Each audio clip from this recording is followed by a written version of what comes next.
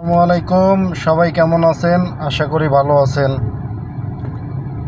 আমি আগেও বলেছি, এখনও বলতেছি, কিছু কথা বলতেছি। সবাই ভিডিওটা শেয়ার করে দিবেন। দেশে প্রবাসে যে যেখান থেকে দেখতেছেন আমার ভিডিওটা শেয়ার করে দিবেন। আমি ভিউ ব্যবসা করার জন্য বলতেছি না, আমার চ্যানেল মনিটাইজেশন করা নাই, প্লাস আমি এটা থেকে ইনকামের আশায় বলতেছি না। আমি বলতেছি এই কারণে যে আমার কথাগুলো আপনারা যাচাই করে দেখবেন।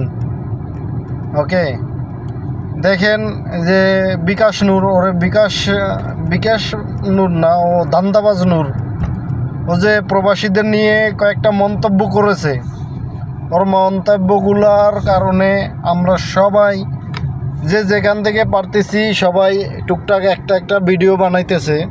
কিন্তু এই ভিডিও বানানোর কোনো ফল হইতেছে না, কারণ আমরা প্রবাসীরা সবাই একতাবদ্ধ নাই। যার কারণ নয়তো ওর মতো বিকাশ নূর, মনে করেন, ও যে মন্তব্যটা করছে অলরেডি অনেক দিন হয়ে গেছে, এর মধ্যে কোনো প্রতিক্রিয়া নাই। সরকার পক্ষ থেকে হোক, যেখানে ওর পক্ষ থেকে হোক, কোনো প্রতিক্রিয়া নাই। কারণ আমরা প্রবাসীরা কোনো শক্ত অবস্থান নিতেছি না, যার কারণে সবাই টুকটাক ছোটো মোটো একটা ভিডিও বানাইতেছে, ওরে গালি দিতেছে, ওরে বিকাশে ও ধান্দা বলতেছে। ওর গলার ভিতরে হাত দিলে, এখনও বিকাশের টাকা আমরা দিছি, আমাদের টাকা ওর গলার ভিতরে হাত দিলে এখনও বের হয়ে আসবে। তো আমাদেরকে নিয়ে উল্টাপাল্টা মন্তব্য করতেছে। ঠিক আছে, তো আমাদের শক্ত অবস্থান নাই, যার কারণে মনে করেন সরকার পক্ষ থেকে হোক, ওর পক্ষ থেকে হোক, কোনো প্রতিক্রিয়া পাচ্ছি না।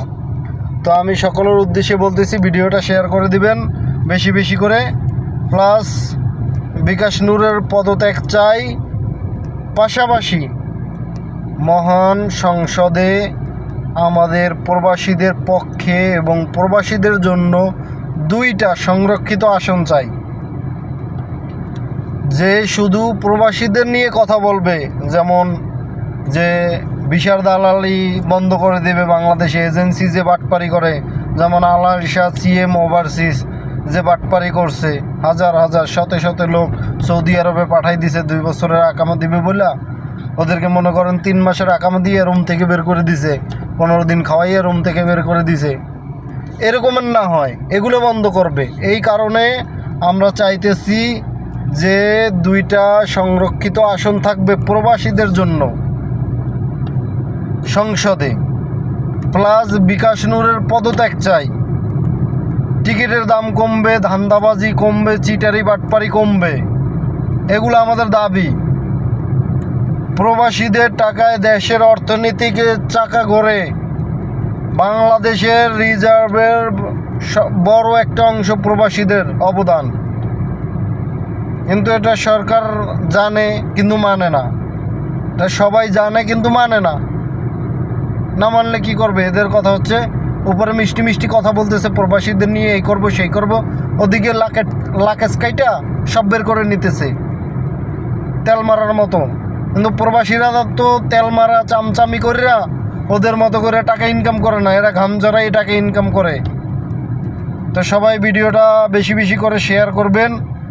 যার শেয়ার করতে ইচ্ছা না করবে, ভিডিওটার কথাগুলো শুনবেন, তারপরে ভেবে দেখবেন যে আসলে কি ভিডিওটা শেয়ার করা উচিত নাকি ভিডিওটা শেয়ার করা উচিত না। ওকে, সবাই ভালো থাকবেন, সুস্থ থাকবেন। আল্লাহ হাফেজ।